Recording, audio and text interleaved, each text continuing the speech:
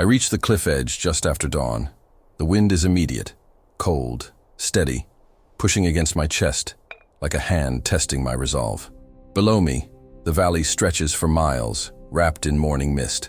Above, the mountain rises another 1,000 feet of sheer granite. And here, where I stand, there's a shelf of rock jutting out into nothing, wide enough, flat enough, impossible enough. This is where I'll build the monastery. The idea came to me 3 months ago during prayer. Not as words, but as an image. Stone walls rising from the cliff edge, a bell tower catching the first light of morning, arched windows looking out over the endless valley. A place where silence isn't just the absence of noise, but something you can feel in your bones. A place where the only way to reach God is to build your way toward Him, stone by stone. I set down my pack. Inside, a hand axe, 2 chisels, a mallet, a coil of rope, a water skin, and a leather journal to record the process. Everything else I'll need is here. The mountain will provide the stone. The forest below will provide the timber. I have no deadline. No one is coming to check my progress. This build is between me, the rock, and whatever force called me here. The wind pulls at my robes. I kneel at the cliff edge and press my palm against the stone. It's cold, ancient, solid. I close my eyes and say a prayer, not for success, but for strength. Then I stand, roll up my sleeves, and begin. The first task is understanding the rock itself. I walk the entire shelf, maybe 200 feet long and 60 feet deep at its widest point. The surface is uneven, sections of flat granite interrupted by jagged outcrops and fissures.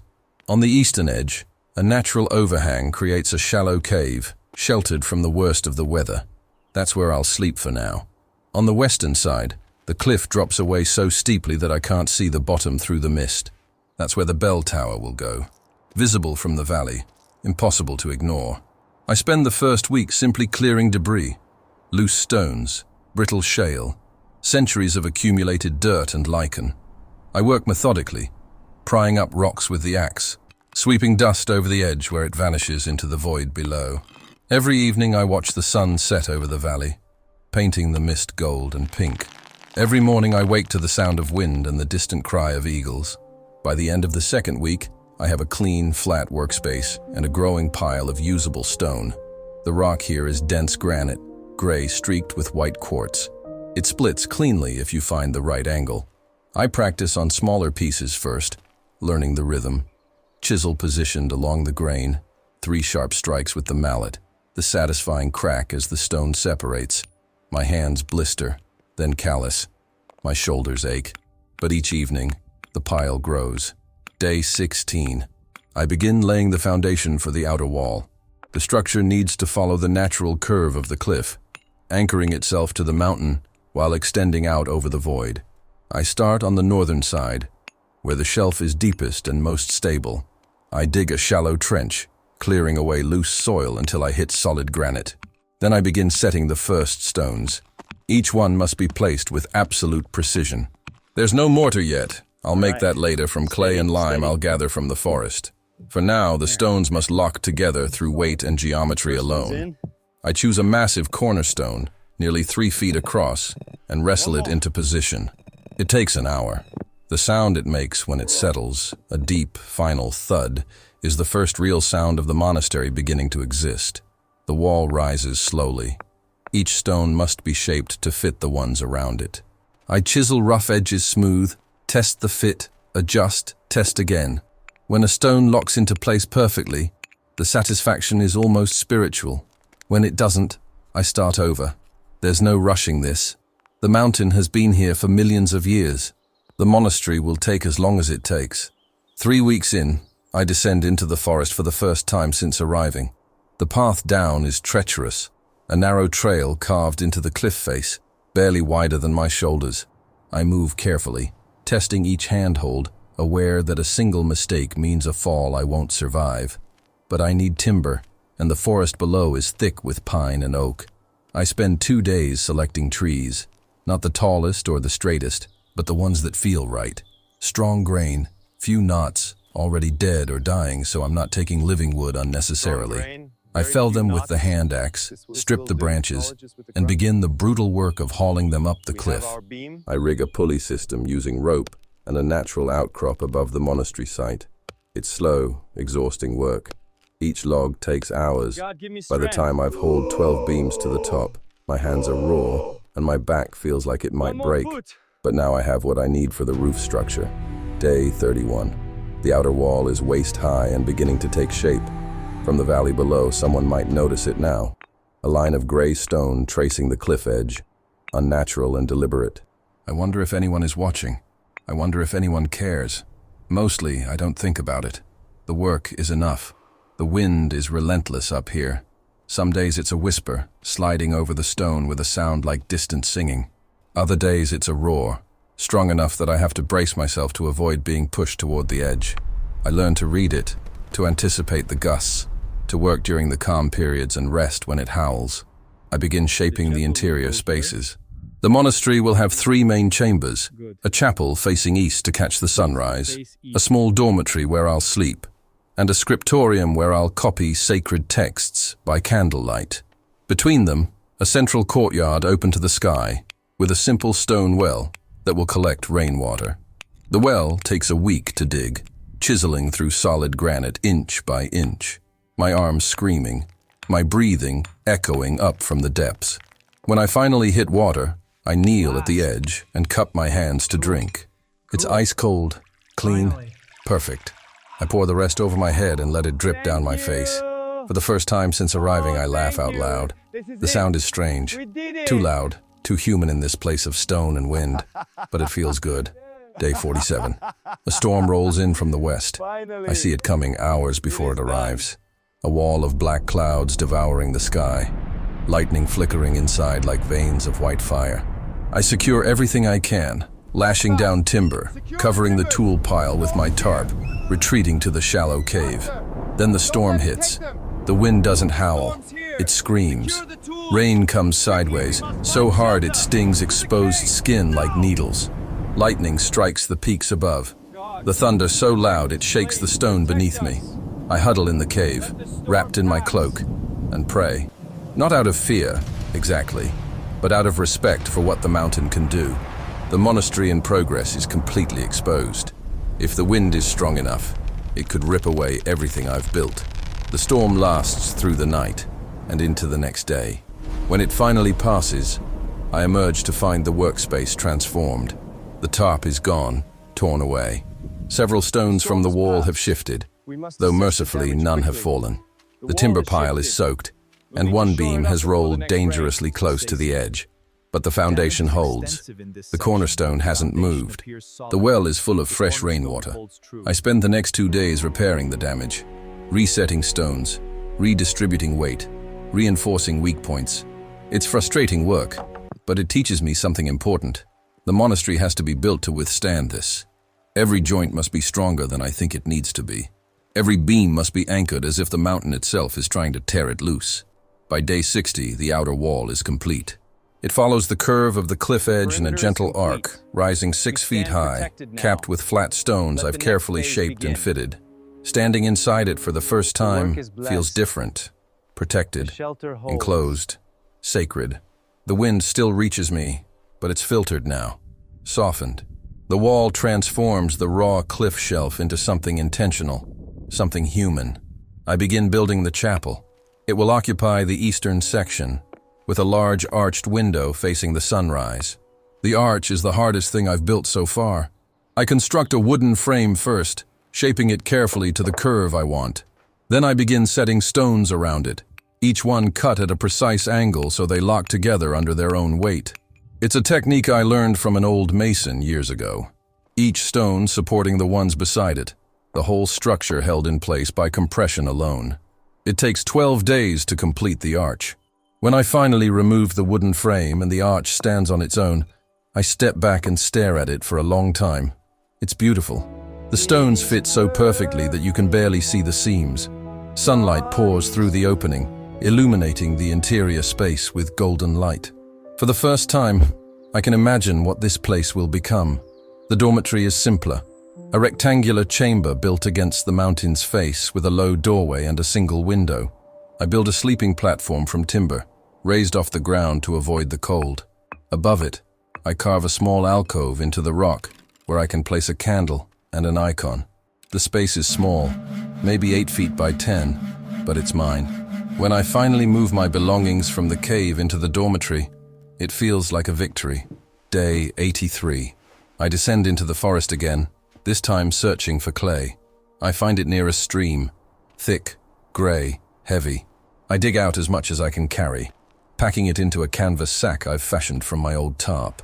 The climb back up the cliff with 40 pounds of clay on my back is brutal. I have to stop every 50 feet to rest, gasping, my legs shaking. But I make it. With the clay, I begin making mortar. I mix it with crushed limestone and water from the well, working it into a thick paste. Now I can reinforce the walls, filling gaps between stones, waterproofing joints. The work is tedious but meditative. I move along the walls slowly, trowel in hand, smoothing mortar into every crack. My hands are permanently stained gray. The scriptorium takes shape on the northern side. It's the smallest chamber, but it needs the most light. So I build 3 narrow windows along the wall. I construct a stone desk beneath the center window, with a shelf above for holding manuscripts. The floor is smooth granite, swept clean daily. This will be where I work in the evenings, copying texts by candlelight, the wind whispering through the windows. Day 106. The central courtyard is complete. The well stands at its center, capped with a wooden cover I've built to keep out debris. Around it I've laid a floor of flat stones, fitted so tightly that water will drain toward the edges rather than pooling. 4 pillars support a simple timber framework that will eventually hold a roof, but for now I leave it open to the sky. I like the idea of rain falling into the courtyard, of snow gathering there in winter, of the space breathing with the seasons. I begin work on the bell tower. It's the most ambitious part of the entire monastery, a square structure rising from the western edge, built directly over the void. The foundation has to extend beyond the cliff, supported by timber beams cantilevered out over nothing. I spend days calculating the angles, testing the weight distribution, praying I haven't miscalculated. The first beam goes out over the edge on day 112. I anchor it to the bedrock using iron spikes I've fashioned from scrap metal I found in the forest below. Then I slide the beam out slowly, inch by inch, until half its length hangs in empty air. I weight the back end with stones and test it. It holds. I add a second beam parallel to the first, then a third. Slowly, impossibly, a platform begins to form above the void. Building the tower on this platform is terrifying. Every time I step onto the cantilevered section, I'm aware that I'm standing on wood suspended over a 1,000-foot drop. But the view is extraordinary. From here I can see the entire valley, the river threading through the forest, the distant villages, the patchwork of fields, the mountains rising beyond. I work carefully, deliberately, building the tower walls stone by stone. Day 137. Disaster. I'm setting a stone high on the tower wall when the wind gusts unexpectedly.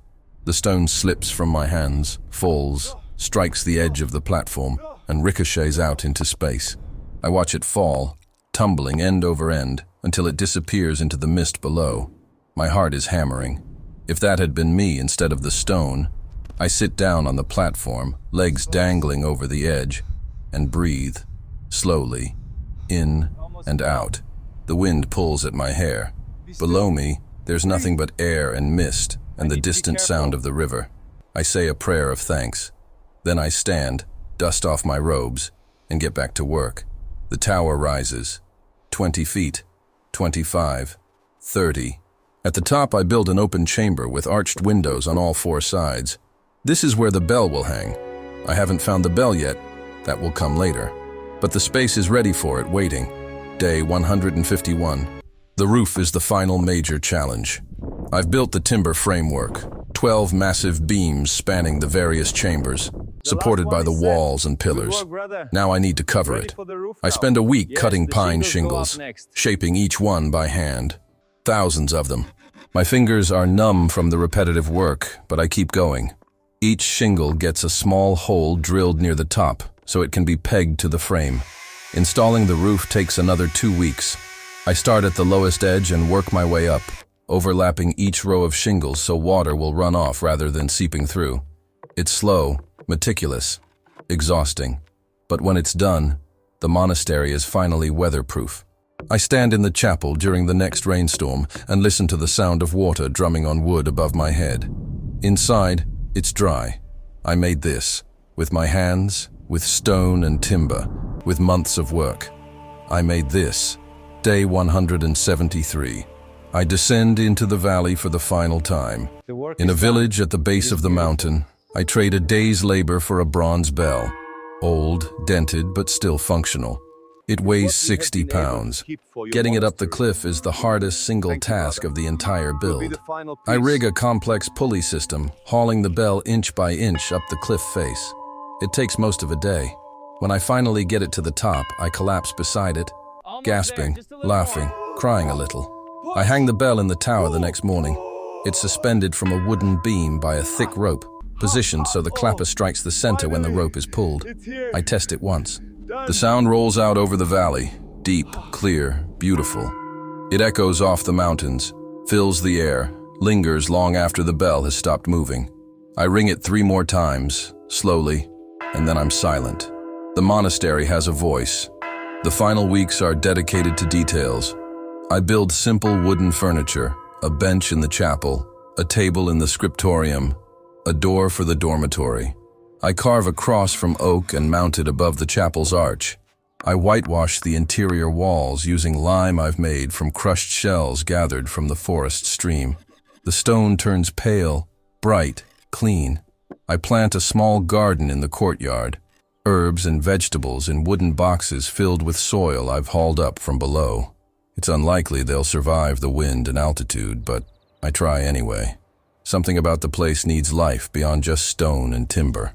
Day 195. The monastery is complete. Every wall is solid. Every roof beam is secure. Every window frames the landscape perfectly. I walk through each chamber slowly, running my hands along the stone, remembering the specific challenges of every section. The chapel, with its perfect arch. The dormitory with its carved alcove. The scriptorium with its 3 windows. The courtyard with its well. The bell tower reaching toward the sky.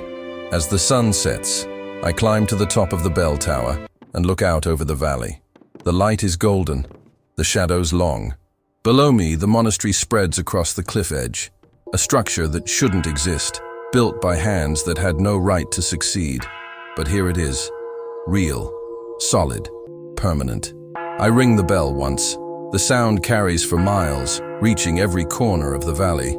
Somewhere down below, people stop what they're doing and look up toward the mountain, toward the cliff, toward this impossible monastery floating between earth and sky. They wonder who built it. They wonder why. I don't have an answer for them. I'm not even sure I have an answer for myself. All I know is that I was called here, and I answered. Stone by stone, beam by beam, day by day. The work was hard. The mountain was indifferent. The wind never stopped. But the monastery stands. I descend from the tower as darkness falls. In the chapel, I light a single candle and place it in the window. From the valley below, it must look like a star that's fallen too close to earth. I kneel on the stone floor, fold my hands and pray. Not words exactly, but gratitude made physical. For the strength to build, for the mountain that provided, for the silence that taught me patience. Outside, the wind picks up. It moves through the monastery now, through the arches and windows and open courtyard. No longer an enemy, but a companion. The bell rope sways slightly. The candlelight flickers but doesn't go out. I built this place to reach toward God. But maybe what I found instead was simpler.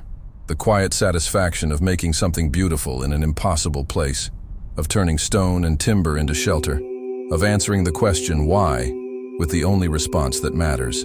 Because I could. The monastery is complete, and I am home.